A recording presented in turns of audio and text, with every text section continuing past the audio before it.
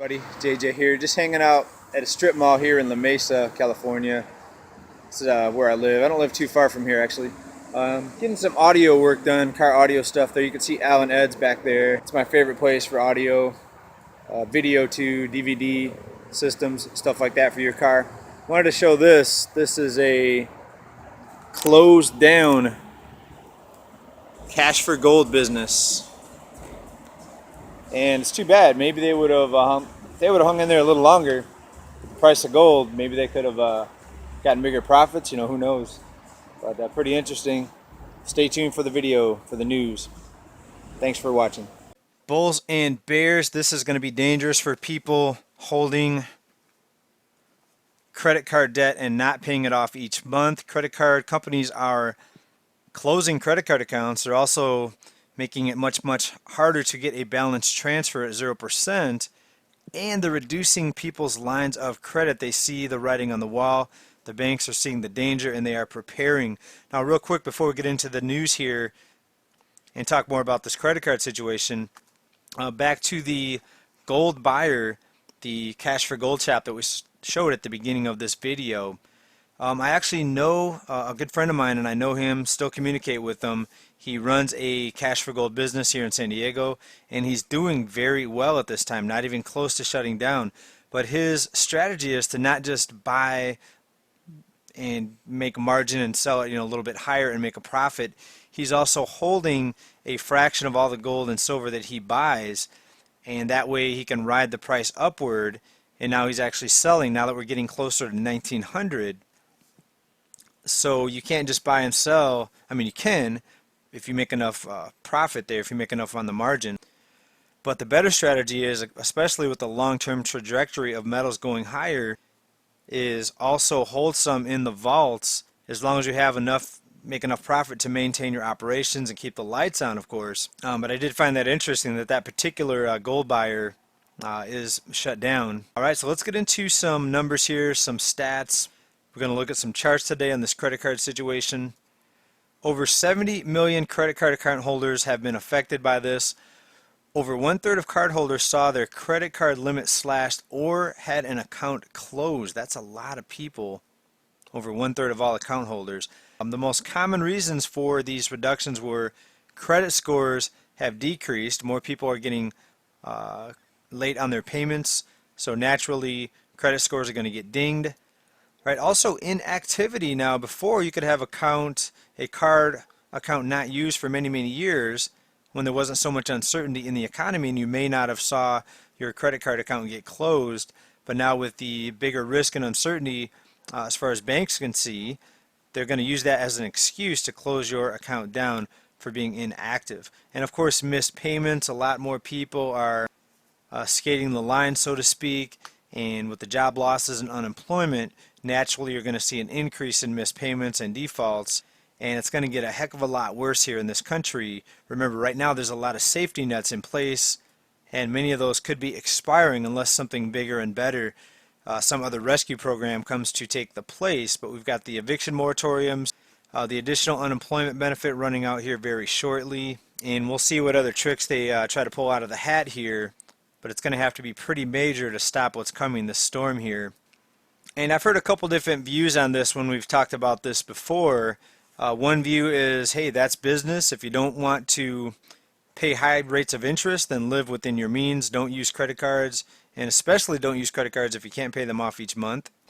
And people say banks, that's their business. They have the right to just close accounts or reduce their credit line as they see fit to escape the risk there. Other people have a completely opposite view. Some people say, hey, the credit card companies, they get this money for 0%, near 0% interest via the Fed, then they turn around and loan it out with the average of 17% in interest rates. And then if you're late on a payment, they can raise it up almost as high as 30%. And some people are saying, hey, that's not fair. The banks shouldn't be allowed to do that with their credit card customers. Now, Jeff Sigmund, he is a spokesperson for the American Bankers Association, and he's saying that banks are doing what they can for their customers in these difficult times.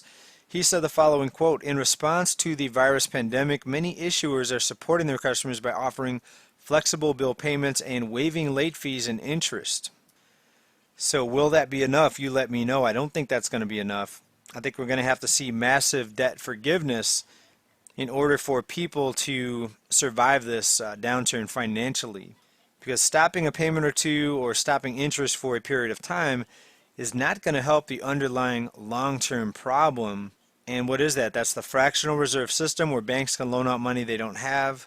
That causes inflation because you have all these people buying things that they normally would not buy, and that causes the demand side to go up, thus causing prices to rise, which makes it harder to everybody, and then that compounds the problem. Then more people have to rely on debt and credit in order to just get by, and it continues and it gets worse and worse and worse as prices continue to rise nonstop.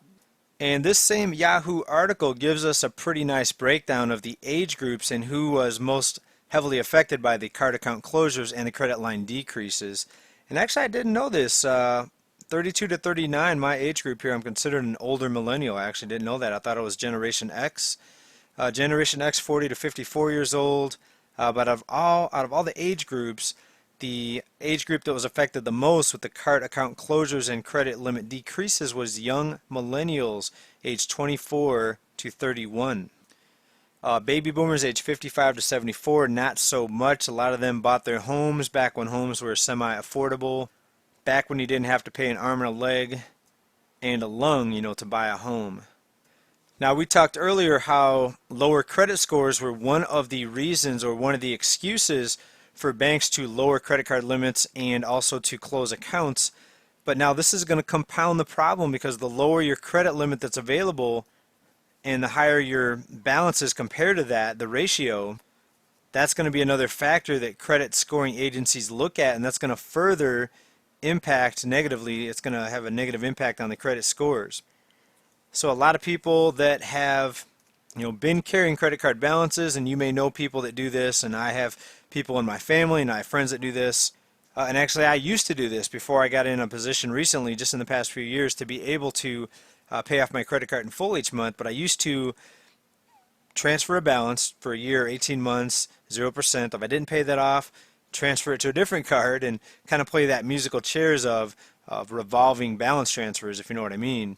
So if you're not in a position to pay this card off each month, you're going to have a very, very difficult time finding new credit card balance transfer offers. So what is this going to end up looking like? You guys let me know. Again, I think it's going to be very, very difficult for someone carrying that revolving debt each month, not paying off that card in full. And with the lower limits now, and with the reduced options for balance transfers, it could get very, very difficult.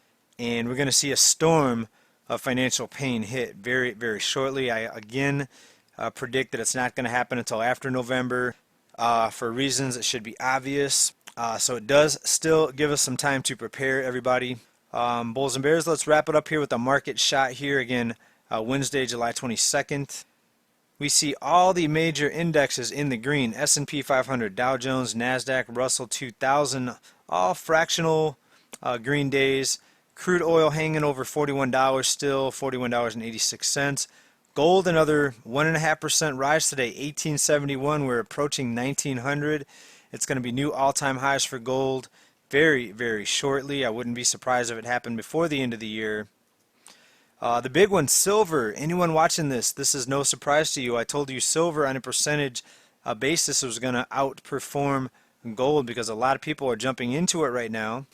We're at $23.34, up another 8% today. Yesterday was another 7%. And this is the FOMO period. This is where people start seeing these rises and they want to jump into it and ride this train, ride this bull. And some people have been asking me, I'm not going to sell any of my silver until it hits $50. I might take off maybe 10% of it at that time, but I do expect a lot more new records being set here. I think we're going to set the all-time high probably here in the next 6 to 12 months, because again, we're at unprecedented money printing and stimulus, cash injections into this economy. Also, I see gold and silver playing a part in the new system that needs to emerge after this economic collapse that we're just now heading into. But I think we're going to see a lot of pain between now and then, so I think we all need to try to stay prepared. Link down below, SD Bullion, that's where I get my silver from. And if you're living paycheck to paycheck, not a good idea. If you have debt and don't pay off your credit cards each month, not a good idea to buy silver in my opinion. But if you have extra cash sitting there just doing nothing but getting devalued, might be a good idea to think about diversifying your portfolio and maybe dipping your toes into some metals if you haven't started already. Thanks everybody for watching. I hope you come back for more on this channel as we continue to prepare, keeping an eye on the economy, financial situation, and get ready to ride out this storm. Thanks everybody. See you soon. Bye for now.